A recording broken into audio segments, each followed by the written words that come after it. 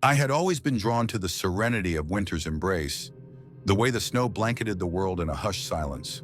So when I received an invitation to stay at an isolated cabin deep within the Alaskan wilderness, I couldn't resist.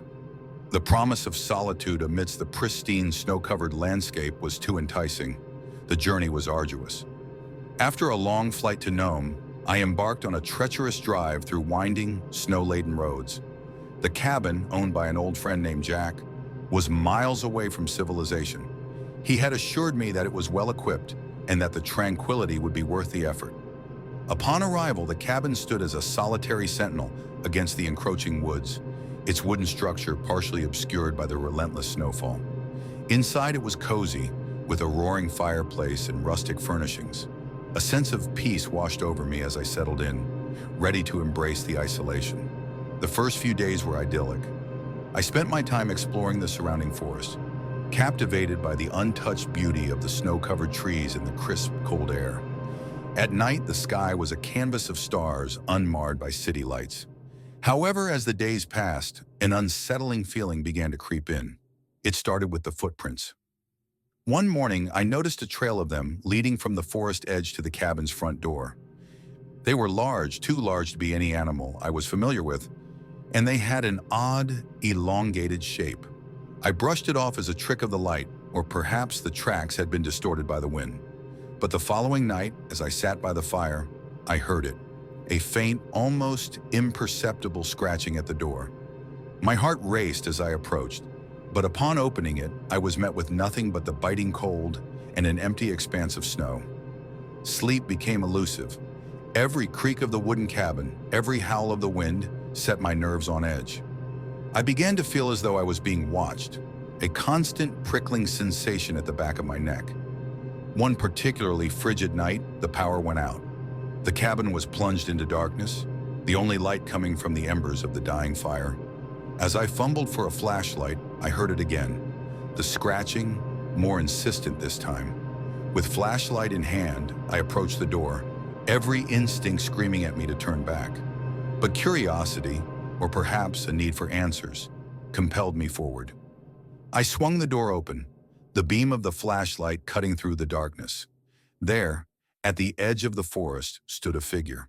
Tall and gaunt, its skin a sickly pale against the backdrop of the snow. Its eyes, deep hollows, seemed to absorb the light. For a moment we stood locked in a silent stare, and then it turned, disappearing into the woods with an unnatural grace. I slammed the door shut, my mind racing. Had I imagined it? Was isolation playing tricks on me? But the footprints in the snow the next morning confirmed it. The same elongated tracks leading from the forest to my door. Determined to leave, I packed my belongings hastily. But as I stepped outside, a blizzard descended, the wind howling and the snow blinding. The path to my car was obscured, and I knew attempting to leave in such conditions would be suicide. The hours dragged on, the storm showing no signs of abating. As night fell, the temperature plummeted. I huddled by the fireplace, the feeble flames offering little comfort. That's when I heard it, a whisper, faint and ethereal, calling my name. I looked around, but the cabin was empty. The whisper came again, more insistent. It seemed to emanate from the very walls. Panic set in. I shouted, demanding to know who was there. But only silence answered. In a desperate bid for warmth, I fed the fire with whatever I could find. Old newspapers, broken furniture. As I tore through a stack of old books, a photograph slipped out. It was of Jack, standing in front of the cabin, his arm around another man whose face was eerily familiar. It was the figure I'd seen in the woods.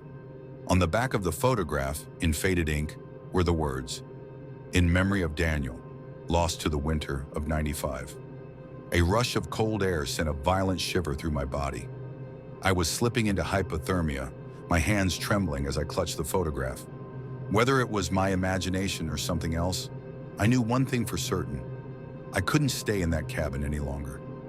I forced myself to think rationally. The storm had eased slightly, though the snow still fell in thick waves.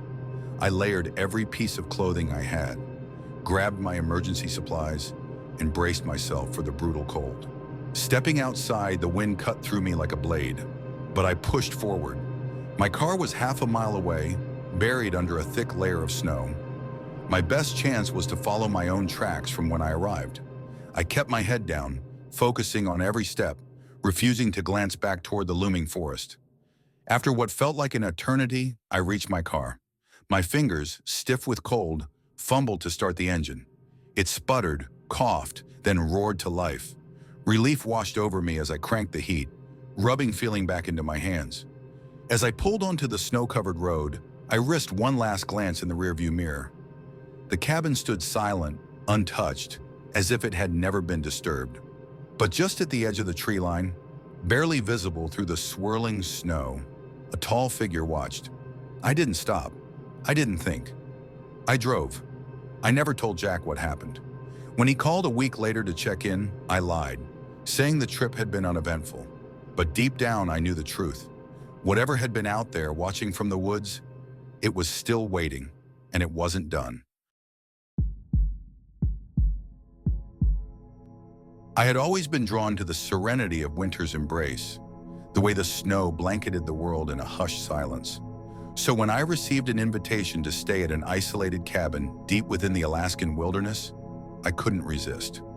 The promise of solitude amidst the pristine, snow-covered landscape was too enticing. The journey was arduous. After a long flight to Nome, I embarked on a treacherous drive through winding, snow-laden roads. The cabin, owned by an old friend named Jack, was miles away from civilization. He had assured me that it was well-equipped and that the tranquility would be worth the effort. Upon arrival, the cabin stood as a solitary sentinel against the encroaching woods, its wooden structure partially obscured by the relentless snowfall. Inside it was cozy, with a roaring fireplace and rustic furnishings. A sense of peace washed over me as I settled in, ready to embrace the isolation. The first few days were idyllic. I spent my time exploring the surrounding forest, captivated by the untouched beauty of the snow-covered trees and the crisp, cold air. At night, the sky was a canvas of stars, unmarred by city lights. However, as the days passed, an unsettling feeling began to creep in. It started subtly, an odd silence at night, as if the forest was holding its breath. Then objects in the cabin seemed to move. A chair slightly out of place, a book left open when I was sure I had closed it. One night as I lay in bed, I heard something, a faint whisper. It wasn't the wind, it was a voice. I sat up, my breath frozen in my chest. The sound was close, just outside the cabin. I reached for my flashlight and, against my better judgment, peered out the window. Nothing but darkness and the soft glow of moonlight on the snow. I told myself it was just my imagination. Days of isolation can do that to you, but the following night, it happened again. The whispering, closer this time. My name. Panic set in. I wasn't alone. I checked the doors, the windows, making sure everything was locked. Sleep was impossible. The air in the cabin felt heavier, charged with something unseen but present. By morning, I had made my decision. I packed my things and left, trekking through the snow toward my car. The whisper followed me. No direction, no source, just there in the wind, in my ears, inside my head. I didn't run, not at first. I stood there gripping my pack straps, my breath coming out in sharp clouds. The whisper had been so close, but the snow around me was untouched. The wind? Maybe. Maybe my mind playing tricks on me after weeks of isolation. I forced myself to keep walking, slow, deliberate steps. I focused on the sound of my boots crunching in the snow, the weight of my pack grounding me. The more I thought about it, the more ridiculous it seemed. Lack of sleep could do strange things. Cabin fever was real. By the time I reached the main road, my fear had dulled into something manageable. The rational part of my brain took over. It must have been stress, the silence messing with me. Maybe even a dream I hadn't fully woken from. A few days later, back in town, I mentioned the strange experiences to a shop owner while grabbing supplies. I expected a laugh, maybe a warning about spending too much time alone. Instead, she just gave me a long, knowing look. "That cabin by the lake?" she asked. I nodded. Her expression tightened. "You're not the first one to leave early." I wanted to press for details, but something in her tone told me I wouldn't like the answers. I never went back to the cabin. The owners never called me about abandoning the job, never asked for an explanation. I sometimes wonder if they already knew. Maybe it was just my imagination, maybe not.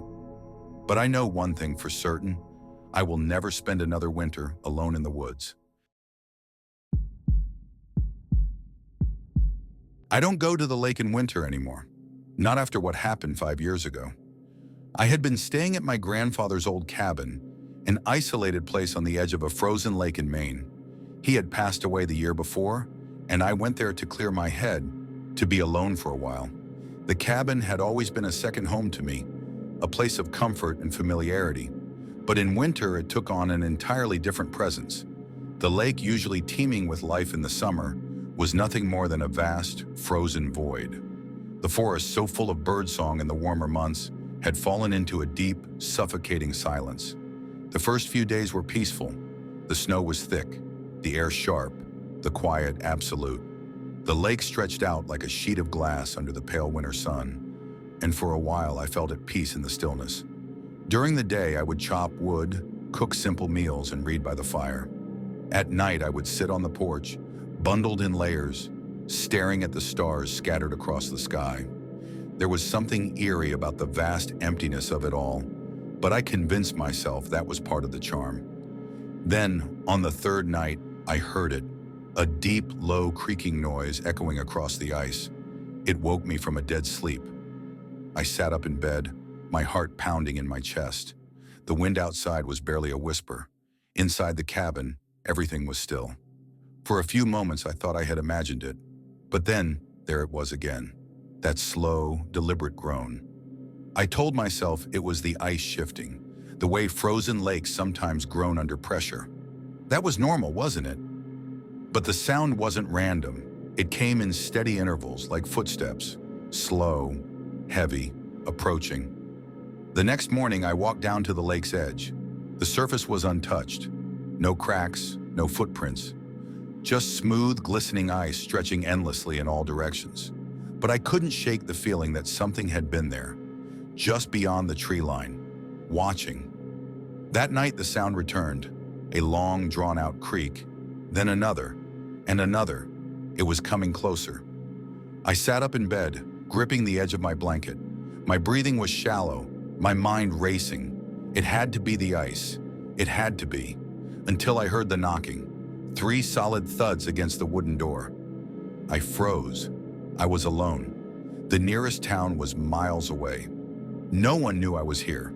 The knocking came again, louder this time. My hands trembled as I reached for the rifle my grandfather had kept in the cabin. Slowly, I crept toward the door, my pulse pounding in my ears. I hesitated for only a second before yanking it open. The freezing night air rushed in, but there was nothing there. The snow outside was undisturbed. No footprints leading up to the door. No sign that anyone or anything had been there at all. I slammed the door shut, locked it, and sat in the corner of the cabin, gripping the rifle with white-knuckled hands. I didn't sleep. I didn't even blink. I just listened. The knocking never came again, but the creaking did. All night I heard it, that slow, deliberate movement on the ice, as if something or someone was circling the cabin, just out of sight. At the first light of dawn, I packed my things and left without looking back. A few months later, while I was in town picking up supplies, I mentioned the incident to an old man at the general store. He listened quietly, nodding as I spoke. When I finished, he let out a slow breath and glanced toward the lake. "You're lucky," he said. "Lucky?" I asked. He gave me a long, knowing look. "Most folks who hear the knocking," he paused, his voice barely above a whisper, "they don't get a chance to leave.